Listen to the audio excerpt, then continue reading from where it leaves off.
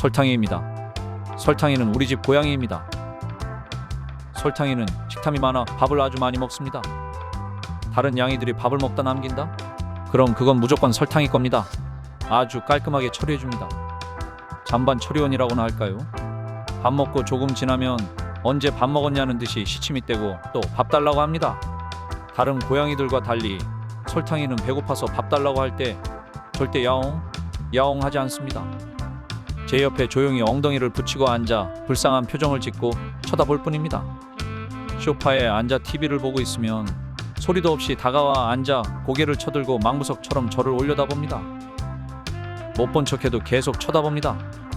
그럼 그 에메랄드 빛의 초롱초롱한 눈망울에서 레이저가 뿜어져 나오는 것 같습니다.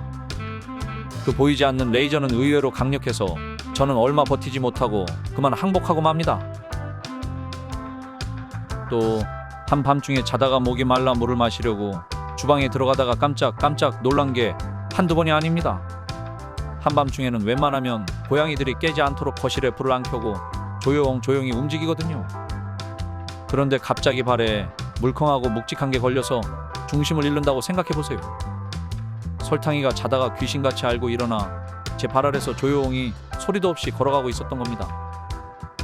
조금 떨어져 가거나 옆으로 가면 될 텐데 발끝에 닿을락말락 꼭 앞에 붙어서 갑니다. 자기가 여기 있는 걸 알리고 자기 따라오라고 몸짓으로 말하는 거죠. 이게 위험한 것이 어두워서 사물 식별이 잘 되지도 않고 발 밑에 뭐가 있는지도 모르는 상태이기 때문에 설탕이를 밟을 수도 있고 설탕이 몸에 발이 걸려서 제가 엎어질 수도 있기 때문입니다. 그대로 자빠지면 대형 사고입니다. 천만다행으로 여태까지 그런 사고는 없었는데 그건 순전히 저희 타고난 운동신경 덕분이었죠. 암튼 설탕이는 주방에 사료가 있는 걸 알고 있기 때문에 주방으로 들어가는 인기척만 나면 자다가도 벌떡 일어나서 야식을 먹으려고 하죠. 아니 그게 아니라 잠을 안 자고 내가 나오기를 기다린 건가? 집사야, 기다리고 있었다냥. 왜 이제 나오냥? 빨랑 야식 주라냥. 배고파 잠이 안 온다냥. 길거리 생활을 할 때 많이 굶어서 먹는 것에 집착하나 생각이 들어 불쌍한 마음에 또 달라는 대로 줬습니다. 그랬더니 지금은 배가 남산만해졌습니다. 처음 설탕이를 보는 사람은 얘 임신했나봐.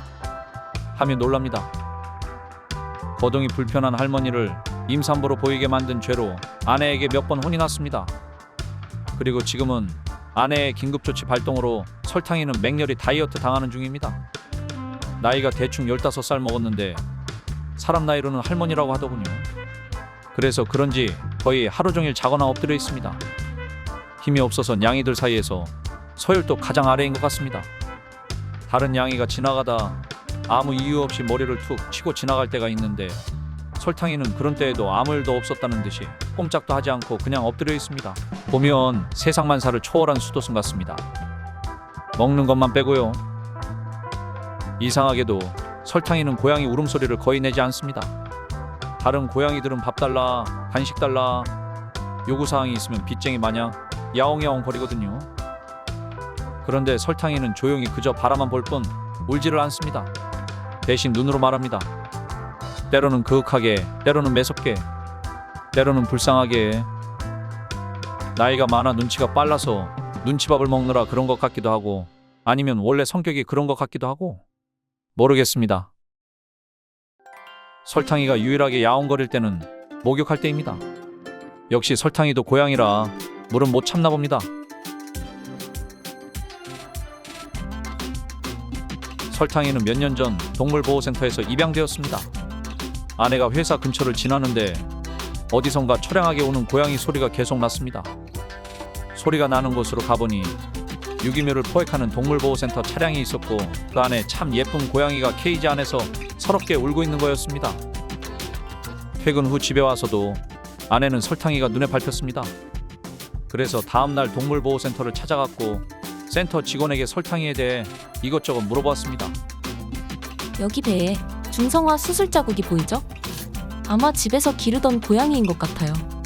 그리고 털이 비교적 깨끗한 걸로 봐서는 최근에 버려졌거나 길을 잃었을 거예요. 센터에서 10일 정도 보호하고 있다가 그때까지도 주인이 나타나지 않으면 어쩔 수 없이 폐사됩니다.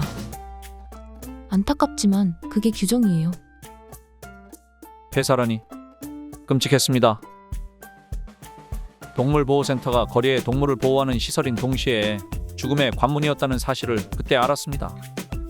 센터에는 버려진 개들과 고양이들로 가득했습니다.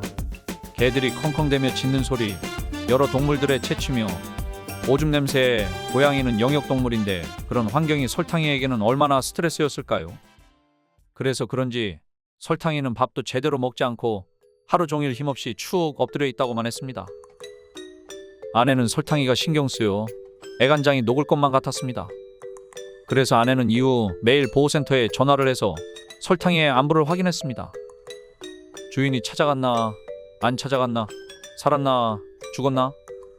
끝내 폐사 전날까지 설탕이의 주인은 나타나지 않았습니다.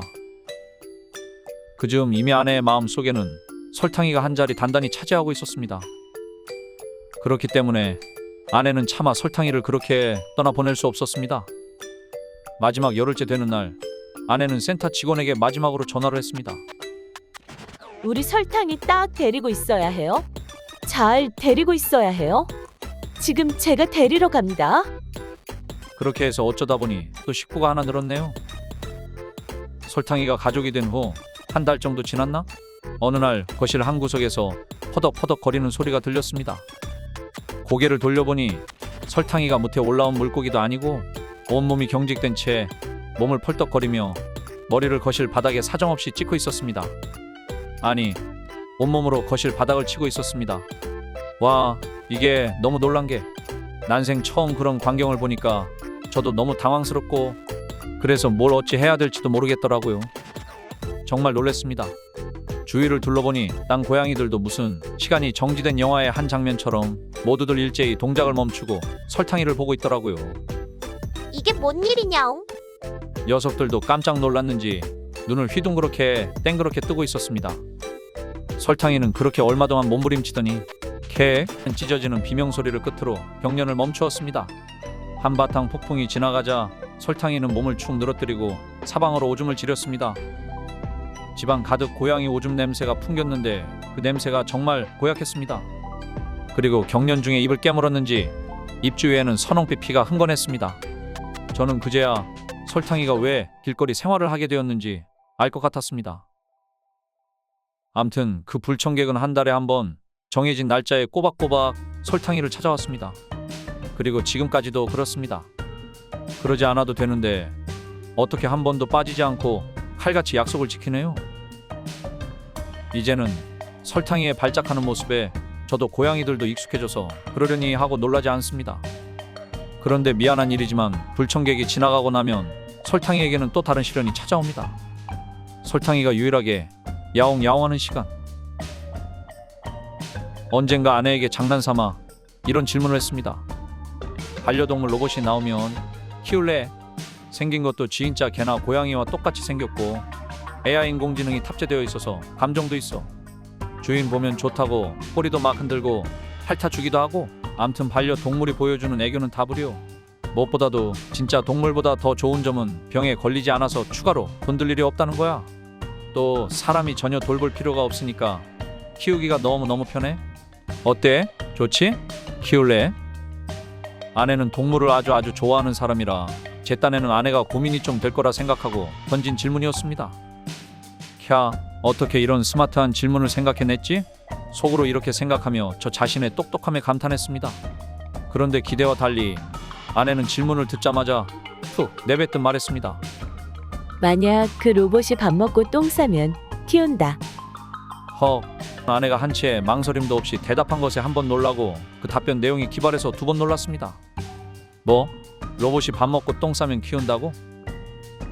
아내의 대답은 간결했지만 그 안에는 많은 의미가 내포되어 있음을 직감적으로 느꼈습니다. 내가 졌다. 제가 아내에게 말했습니다. 당신은 고양이에게 좋은 일을 많이 했으니까 죽으면 꼭 천국에 갈 거야.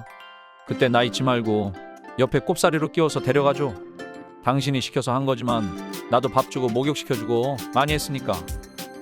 그러자 아내가 말했습니다. 싫어. 난 죽으면 고양이 왕으로 다시 태어날 거야. 그래서 고양이들을 모두 데리고 고양이 별로 가서 살 거야. 외로워서 반려동물을 키우는 사람이 있고 동물이 너무너무 이뻐서 키우는 사람도 있습니다. 어떻든 동물을 좋아하는 사람은 반려동물의 사랑스러운 외모에 홀딱 빠져 입양하는 경우가 많죠. 하지만 현실은 다릅니다. 우리가 연애하다가 결혼을 할 때 결혼은 현실이야 라고 말하는 것처럼 반려동물을 키우는 것도 현실입니다. 이런 현실적인 문제를 간과하고 반려동물을 입양하면 나중에 후회할 일이 생길지도 모릅니다. 동물과 함께 산다는 것은 사랑과 기쁨을 받는 일이기도 하지만 반드시 자신의 에너지와 시간과 돈과 노력이 뒤따르는 일입니다. 그리고 하나의 생명을 책임지고 돌보는 일이죠. 결코 쉽지 않은 길입니다.